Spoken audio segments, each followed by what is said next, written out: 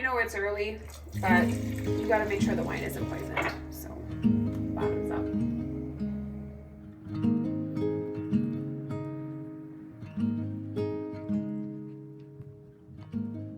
Okay, so today we are going to be making a pot roast, and I am just using a frozen chuck roast that we had.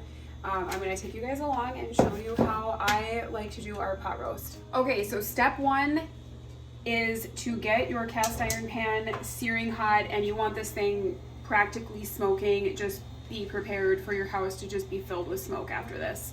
Okay, so once your pan is searing hot, that's when you're going to add your butter. Always add your cooking fat, hot pan, cold oil, and your food will never stick. So once your pan is hot, you're going to add probably about 2 tablespoons of butter, or however much makes your heart happy.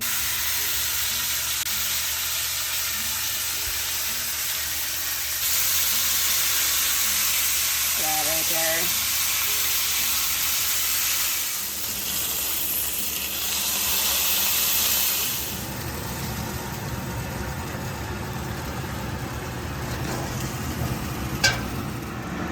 Turn the heat down to low just because it's so hot right now, and we're going to deglaze with some red wine. This is also the best way to clean your cast iron. Okay, everything comes right off. It doesn't have to be wine, it can be water when you're done cooking with it too.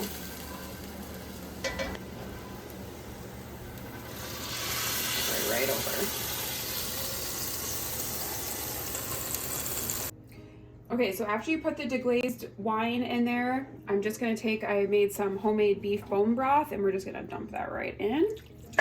I usually only fill it to about half, but since we're gonna use it later, I'm gonna use all of, almost covering the chuck roast in there. And of course, don't forget the most important, some salt and pepper. And I just have this set on high, and I'll leave it on for probably like 4 or 5 hours, and then check it, and if it's not falling apart, it needs to go in longer. Okay, are we ready? Ready. I'm not.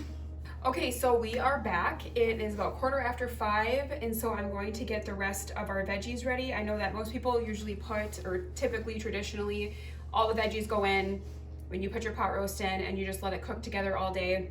I don't personally like doing that. I want my carrot to taste like a carrot and my celery to taste like celery, and so I've just found that putting them in last separately just helps everything to retain their own flavors. So I'm gonna start with the carrots. I already have the oven preheated to 400 degrees. I usually put them on convection. So I'm just gonna start with cutting up the carrots. And pan down. Willow. So all of these veggies have already been washed and prepped just to save time on here. I don't like to peel the carrots. That's a trick that my brother taught me. It just gives them a lot better flavor. So I just scrubbed them down really good with a veggie brush and washed them, and so that's what we're going with. And you want everything to be roughly the same size so it cooks evenly. I am doing the carrots first because they take the longest to cook, so you'll see I'll put the carrots in the oven first as I'm cutting the rest of the vegetables. So I've got the carrots all cut up. I'm just gonna, each thing I do, I just drizzle a little bit of olive oil on, hit it with some kosher salt. This is everything to taste. It's totally personal preference. So kosher salt, pepper, and of course my staple cannot live without some granulated garlic. And I do this with all the veggies. Give it a toss. And I just put it on my pan like this. Like I said, this is the first thing to go because carrots take the longest. I'll just stick these right in my preheated oven. Turn convection on. All right, now on to the second longest, which I think is celery.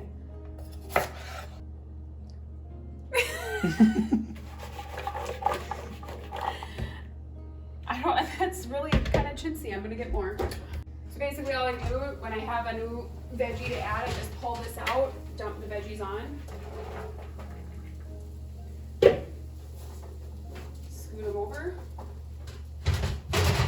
Gotta be quick because you don't want your oven to lose too much heat, so boom. So next up we're doing the potatoes. I use the same bowl. All about saving as many dishes as possible. I'm gonna cut them in nice like bite-sized pieces. I don't like to have huge chunks of vegetables in the pot roast. Give a little extra love.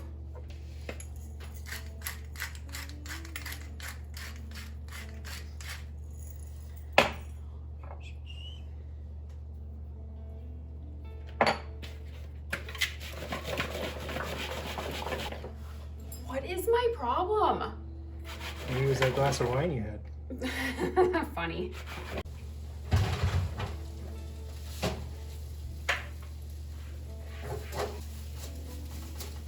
Gotta be quick. Face is burning. Last and also least, onion. I save these for last because I just cry. Actually, little hack that actually, this is like the best onion hack. Like a damp rag by your cutting board, on your cutting board. That has been, I've tried every hack to not cry when you're cutting onions, and this has been the one that has worked the best for me. If you have another idea or another way to not cry when you're cutting onions, please let me know, because it is this, it's a struggle. It's strong. These I don't care where they are, I'm just gonna sprinkle them. Last but also best. I know I said the onion was last, but I lied. Garlic is last because I don't want it to burn. I just cut the end off, give it a little smash. The skin should peel right off like so. No need for a fancy schmancy garlic peeler. I do kind of miss it sometimes though.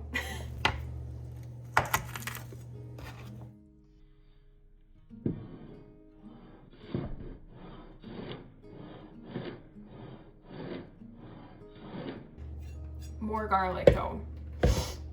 Two's not enough. No. Whenever I'm making a recipe for the first time and it calls for garlic, I always double it. No regrets thus far. Never steered me wrong. Okay, just a little bit of olive oil, a bit more salt, a little bit of pepper. I'm not gonna put garlic on garlic. We're just gonna let that go. Give it a good mixy mix. Put it right on top. So this is the last of the garlic. I just want to sprinkle it all over everything. Get everything off the spoon and let those veggies finish roasting. Okay, so now that all of our veggies are in the oven, I am going to check the meat for tenderness and see if it's ready to come out of the crock pot. I'm gonna set that down. And you're just looking, oh my gosh, look, I didn't even hardly get my fork in there and it is just, I mean, it is just falling apart. That is exactly what you want right there. Look at that.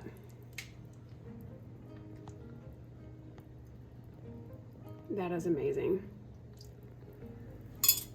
Okay, so it's been probably about 40 minutes and time will vary depending on how big or small you chop your veggies, but we just gave them a little taste test and they are done. So this is what they look like.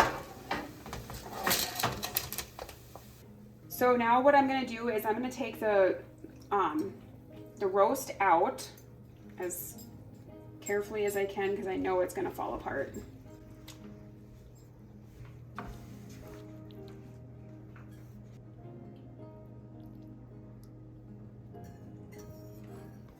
So normally I would skip this step because it's usually not this fall apart, but I'm just gonna kind of strain through this to make sure there's not any bones left in the broth. The fat is fine. I don't mind that, but I really don't want any bones in here. Okay, I've got that pretty much strained, and sure enough, I did find this bone in there. And no one wants to chomp down on that. So I'm glad I don't know, gut instinct, I guess. So this is the step that I think makes it just sets this pot roast apart from most other ones. And so now I'm gonna take about half the veggies that I have, mostly, I mean, it's gonna be most potatoes, but some onions, some celery, some carrots, and then obviously the garlic I had sprinkled all over there. I'm gonna put these in. Start with less because you can always add more, and then I'm going to use my immersion blender and blend this to, because you can see right now it's more of like it's like a broth consistency, but I'm going to blend this in to get it more of like a gravy consistency. Kind of pulling that apart.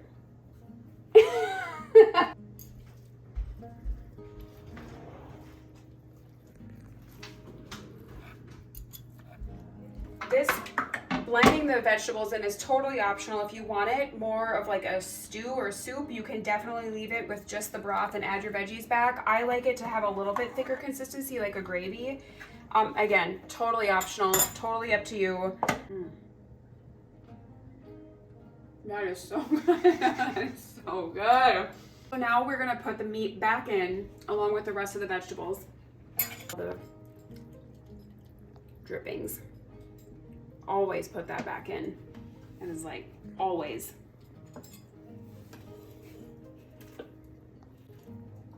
You can see where it was seared. Do you see that? Oh, just heaven. I'm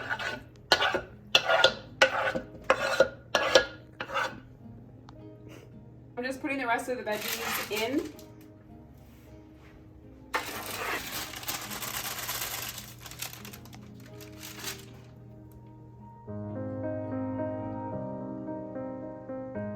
Father God, we come to you tonight. We again just thank you for this day that you provided for all of us. We ask for your continued guidance, protection in each and everything that we do.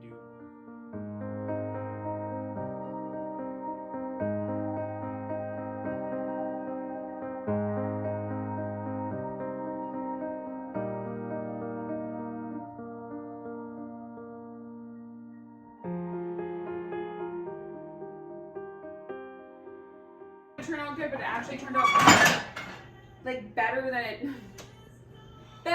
even normally does, because there was so much love in it. It was that heart-shaped potato. Heart. This is so nerve-wracking.